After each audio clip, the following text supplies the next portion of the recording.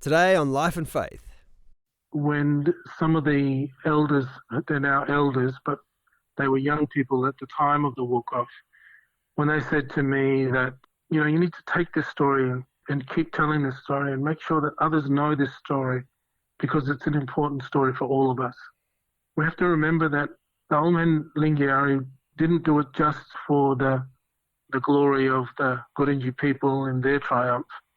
It was for all of us as Australians, that we would walk together as mates, that we would find a way to be more unified as a country. Why are we here? Can I have a relationship with God? These kinds of things I can't measure with my microscope or my telescope.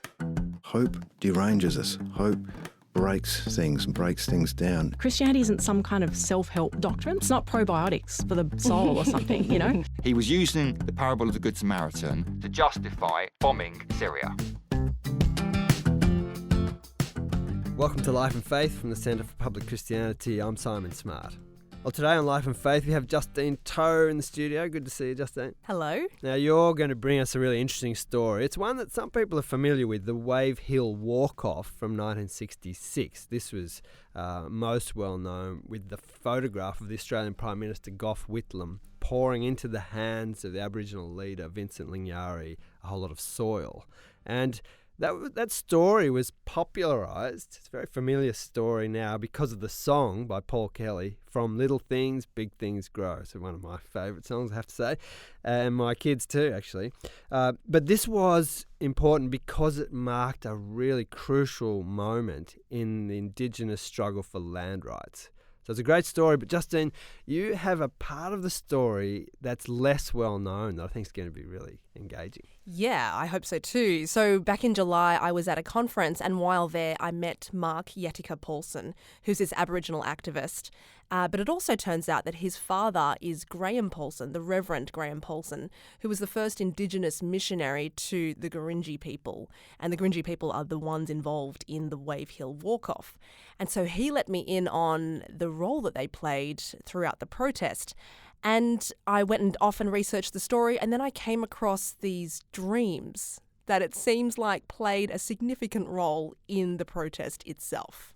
So on Life and Faith today, we have Justine Toe in investigative journalist mode. Yes, it's going to be good. Over to you, Justine.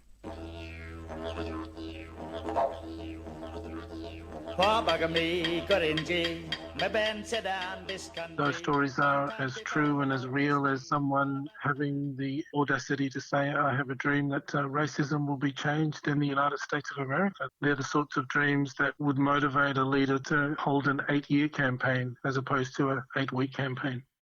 So, what dreams sustained an 8-year campaign? We'll get to the dreams later, but the 8-year campaign referred to is the Wave Hill Walk-Off that began in 1966, when Vincent Lingiari led 200 Gurundji stockmen, domestic servants and their families on a walk-off from Wave Hill Cattle Station up in the Northern Territory. Now, they went on strike because they could no longer tolerate the appalling working and housing conditions at Wave Hill Station, owned by Vesties, a British pastoral company. In Charlie Ward's A Handful of Sand, a book that tells the story of the walk-off and its aftermath, we read that on the day of the walk-off, the group was intercepted by a Constable Bluey Harvey, and he asked Vincent Lingiari what exactly he and his group were doing, and it prompted this response. You know what I'm doing. I'm going. Lot of trouble. No food, not much tucker, just bread and beef and no money. We know that Aboriginal stockmen were paid at most $7 a week compared to white stockmen who took home $33 a week. So the walk-off initially began as a strike against their working conditions and unequal pay, but it morphed into an 8-year campaign during which the Gurundji people settled at Wattie Creek, which they call Daguragu, and there they held out for their land to be returned to them. My name is Vincent Lingiari, came from Daguragu, Wattie Creek Station. What I got story from my old father or grandpa, that land belonged to me, belonged to Aboriginal men before the horse and the cattle come over on that land, where I'm sitting now. Well, that's what I been keeping on my mind. Now, I still got it on my mind. That's all the word I can tell you. This week marks Freedom Day, the 23rd of August, up in Gurundji, formerly Wave Hill, and it's now celebrated as the beginning of the land rights movement in Australia. Because you've probably seen that iconic photo of Gough Whitlam pouring a handful of red dirt into the hands of Vincent Lingiari. And I want to give back to you formally, in Aboriginal and in Australian law, ownership of this land of your fathers.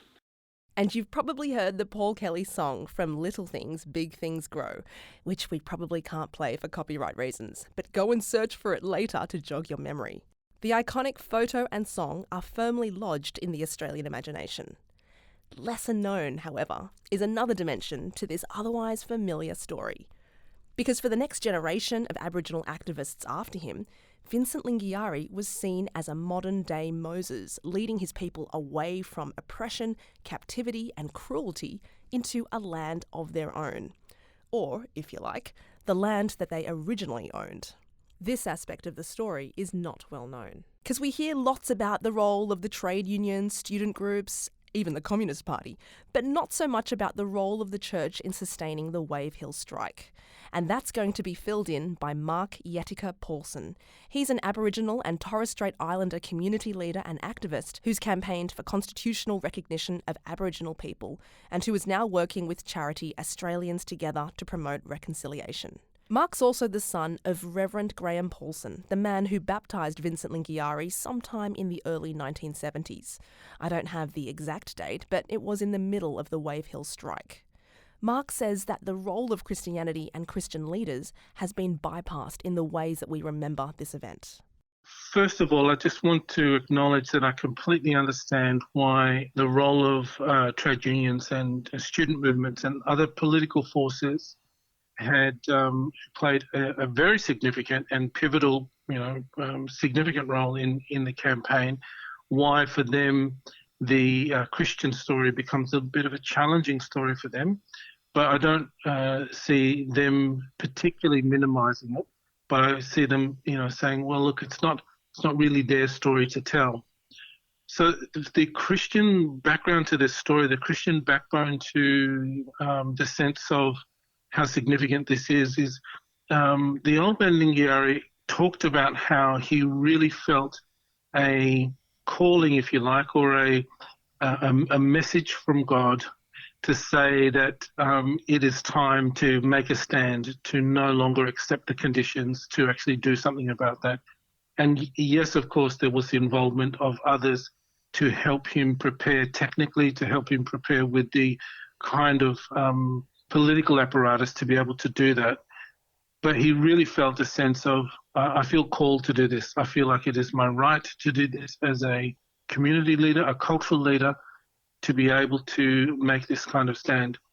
And what's also interesting is that people continue to talk about his role as being that likened to Moses and the exodus of the Israelite people from under Egyptian slavery. Do you know when that association first became clear to people, that old man Lingiari was kind of like this Moses guy? It became quite an obvious link really early, that the initial instigation of when the old man went to Vesties and said, I'm going to lead my people out of here. And, the way you've been treating us is not only unfair from the treatment for our peoples, but it's unfair according to your system. And so we're going to walk off from here. He's going to lead his people. You can imagine very, very quickly people would go, there's a striking similarity here between the role that Moses had done to say, it's time, Pharaoh, to let my people go and I'm going to lead them out of here. And for the old man to go up to Vesties and say, this is what I'm going to do, I can imagine that very, very quickly people would say, yeah, we've seen this dynamic happen before. And Daguragu, or Waddy Creek, was seen as a kind of promised land. Is that right? Well, it was certainly promised land from the point of view that it was away from the oppression. It was far enough from a distance that en masse people felt like we're actually safe over here. So there's a sense of safety. There's also a sense of we can actually set up camp here and find our sense of belonging here. And to this day, the community of Dagaragu is built, on the banks there of where the initial campsite was. Now, you heard Mark say that the old man Lingiari had a sense of calling and even a message from God who told him to lead his people out. Hold on to that. I want to bring in Jim Keim, the missionary to the Warlpiri people from 1962, but who also met Vincent Lingiari in 1964. Vincent was enthusiastic about Jim visiting, compared to the Warlpiri people who didn't show as much interest. And so that's what happened over the next year. Jim made fortnightly visits to Wave Hill to speak with the community there. Jim also had an interesting story told to him by Victor Vincent, Vincent Lingiari's son, on the 20th anniversary of the walk-off, so we're talking 1986. As Jim tells it, he and his wife Marilyn had been invited by the Gurundji Christian Church to visit the Freedom Day celebrations. He was with his friend Lloyd up in Kalkarindji and they saw Victor Vincent. Just a note, we recorded this in Jim's living room where he has no less than 3 beautiful clocks.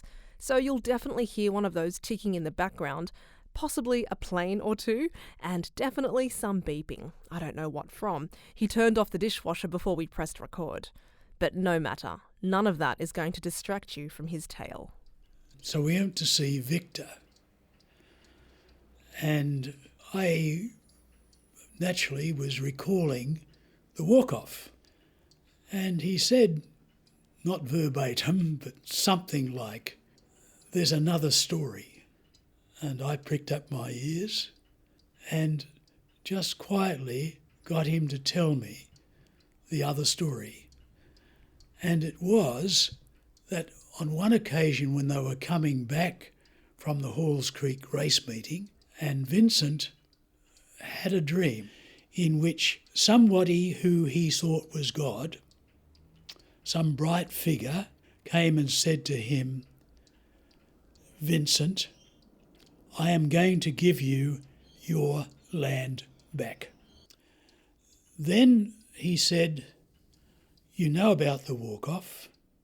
The idea was that we were to go and walk off and wait there until better conditions were negotiated with the Vesti cattle station people, and then we would go back."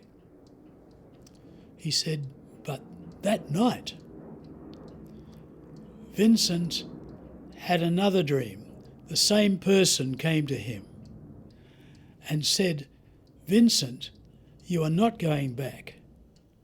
Now is the time when I am going to give you and your people their land back."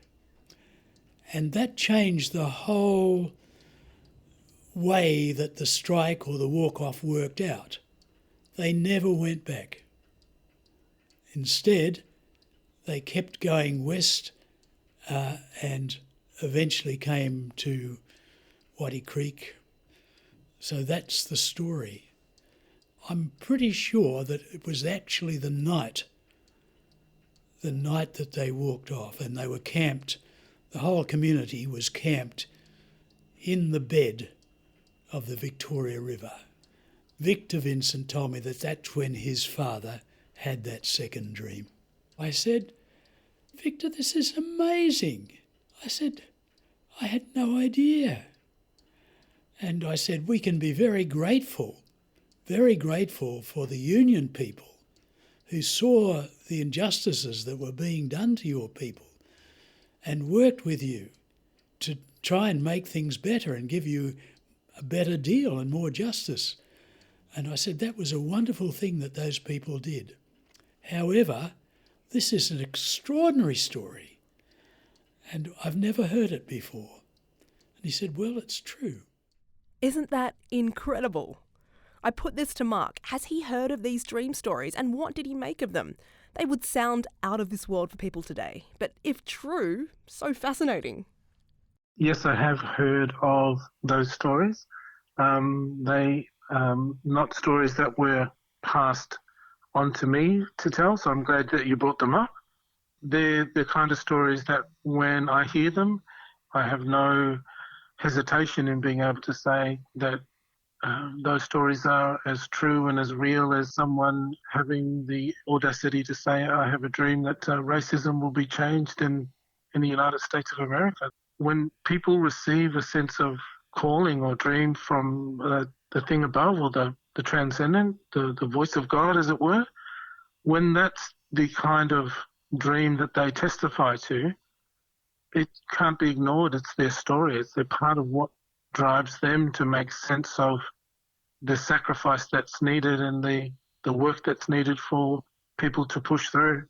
And I've got no doubt that they're the sorts of dreams that would motivate a leader to hold an 8-year campaign as opposed to a 8-day or 8-week campaign.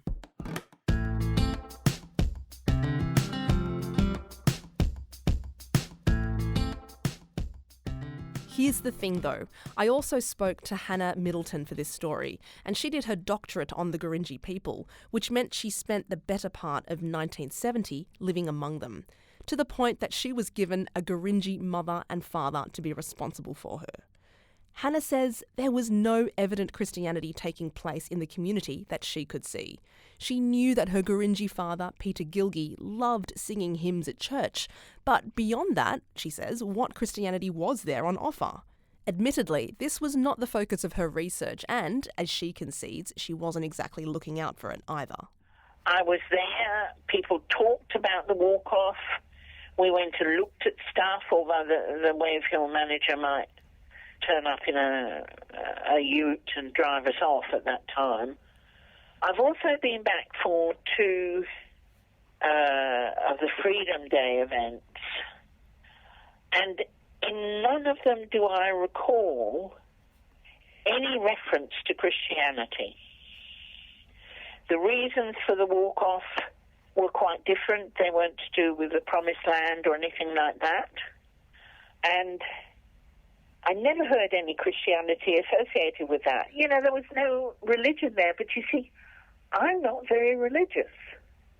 I mean, I think I would probably nowadays describe myself as an atheist. And so I wouldn't even raise that probably.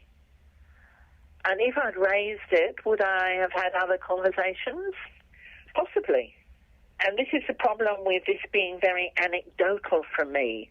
You know, I want to be really very careful not to downplay or overplay the situation. It's anecdotal, that's all, and after quite a few years. For Hannah, it's entirely possible that Vincent Lingiari appropriated Christian imagery of Moses and the Promised Land, and did so in order to win over hearts and minds. She says Vincent Lingiari was really cluey. So if Vincent or other Gurundji used the image of Moses, then in my view, they were very sophisticated in how they dealt with the other culture, which they were fighting and which was dominant. You know, they would always look for ways to sort of win a point, if you like. And appropriating Christian concepts, I think, wouldn't necessarily be meaningful for many in the Gurundji community, but it would certainly work with white people from outside. The problem is the analogy because the Gurundji find that an apt description of what Lingiari did, or is it because there is an imposition on top of what he did, which they respect and revere, which is cast in Western Christian language and imagery? And I have no idea which one it is, or if it's bits of both in different people. I guess we could say at this point, white Christians who collude, to some degree, with the colonial project. Your scriptures and sacred imagery may be used to manipulate you by Indigenous people, subjects of the colonial enterprise. But then, of course, there are those dreams, and they suggest that maybe this calling to a Moses-like path was heartfelt and not just a clever PR strategy. This is what Hannah had to say when I told her about those dreams. That's very interesting. It's a very interesting story, which I hadn't heard before. What that dream would do in the discussions that went on, which were about their lousy housing, the lousy food, the lousy treatment, everything that was so bad at Wave Hill. And they went first for that, and then the land rights aspect developed quite quickly. Now, those two dreams, if Vincent really had them, wouldn't necessarily have been causative of the walk-off, but they would certainly give people encouragement and hope. And then there's the testimony of Reverend Graham Paulson, who baptised Vincent Lingiari. Here's Mark telling about the ways the ministry of his parents and other Aboriginal Christians sustained the protest over those long years. The role of the church specifically and the impact that my parents had made in that was alongside the tremendous practical assistance that was happening. There was ongoing, if you like, spiritual nourishment or conviction nourishment that was happening when people felt beyond the political outcomes that there was a sense that they were part of the much bigger story that was in line with the old man Lingiari's dreams about what the campaign was for, but also the connection to that bigger story that they were here doing something that would impact their community and communities around the country. Can you tell me about your father's relationship with Vincent Lingiari? What kind of relationship did they have? The respect that they shared for each other, the ability for them to rely on each other for the kind of leadership that was needed for community and for the church in the community was something that, that my dad still continues to talk about, that he felt honoured to be alongside the old man. And the old man also had said that in reverse to my father as well, that he was so honoured that my father was there with them at that time, and he wanted my dad to go and send more leaders back to country. But the other thing that was remarkable from Mum and Dad's point of view was the way that the old man Lingiari was not only a cultural leader, but he was also a spiritual leader and a church leader, and had the ability to bring a sense of community belief that their cause was a just cause, that their cause was important not only for them, but for all people, Aboriginal and Torres Strait Islander people, but for all people in Australia. They had the sense that they were part of something really special. And here's where it gets personal for Mark. There's stories of him being held as a baby in the arms of old man Lingiari and named by him as the next generation of Aboriginal Christian leaders, able to do business with the white man in Canberra, but also fluent in Aboriginal culture and identity. Mark's campaigned for Aboriginal rights for some 30 years, and he even had a role in kicking off, no pun intended, the Australian equivalent of the haka that former AFL player Adam Goodes performed at the MCG in 2015. I asked him whether the fact that he was both Aboriginal and Christian confused people who would see those identities profoundly at odds with each other. He said he gets all kinds of responses. Some are fine with it. Others intellectually understand, but it's really not for them. Then there are others who can't believe Mark would be a Christian, or that his Christianity might have a role to play in his activism. Let me make sure that I state that not every activist has to have a faith background, and not every agent of change has to be motivated by some kind of transcendent spiritual belief system that allows them to seek out justice and to make things right. However, the understanding that there is a bigger story driving this, that there is a story of ultimate reconciliation, of bringing together the kind of work that would see us no longer destroying the very creation that we are part of around us, but taking action to heal the creation that we are part of and to heal the absurd inequalities and crazy kind of hate-filled actions that other humans will do to each other, to actually bring about some kind of healing. Activists and leaders do call on a sense of transcendent understanding to drive that as their personal motivations. Now, when we take that kind of understanding and we put that into real terms, we find that David Uniapon had a Christian background, that people like William Cooper and others from the 30s were driven by that.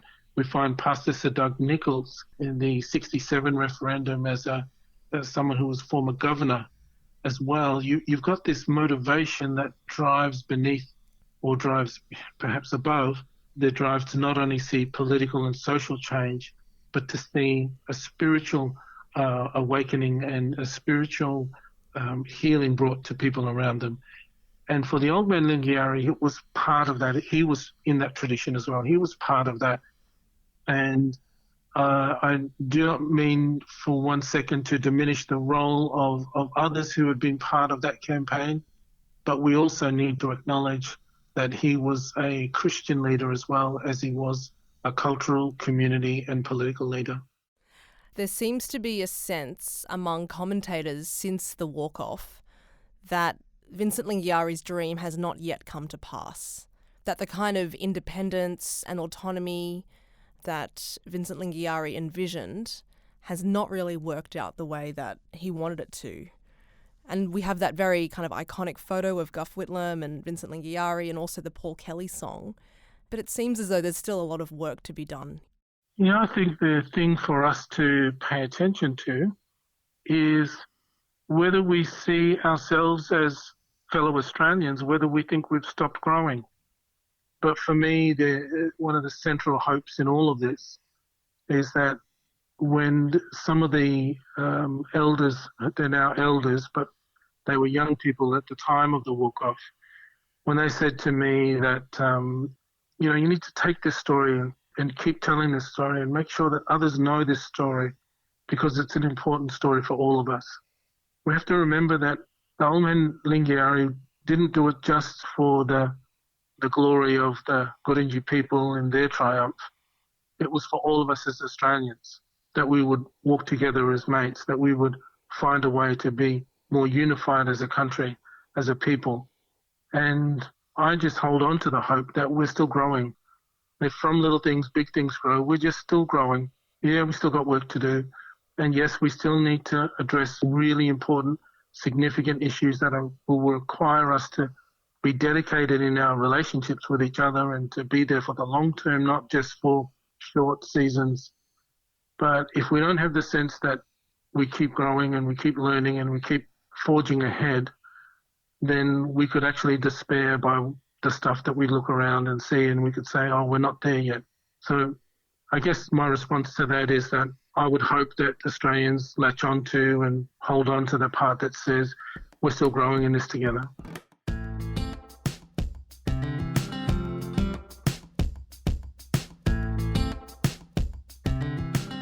Well, thank you to Justine Toe for that amazing story today. Next week on Life and Faith. Part of the journey for me, and it happened through a woman, Aboriginal woman, Eva, who was in the church when I started the church at St Kilda, had 10 people, and she was, as we'd say now, a stolen generation. She didn't know it then. I watched her, being the Mother Teresa, giving away her last $5 to desperate people, and suddenly my faith was challenged. I was going, I wouldn't do that. And I realised my faith was middle class. I'm a futurist. I want to save for that house, that trip, for a good education for my kids. Nothing wrong with that. I don't apologise for it. But Jesus and his disciples lived more like Eva. Right. They actually were generous with the little they had. So I started to then pick apart this idea that Christian faith is just middle class.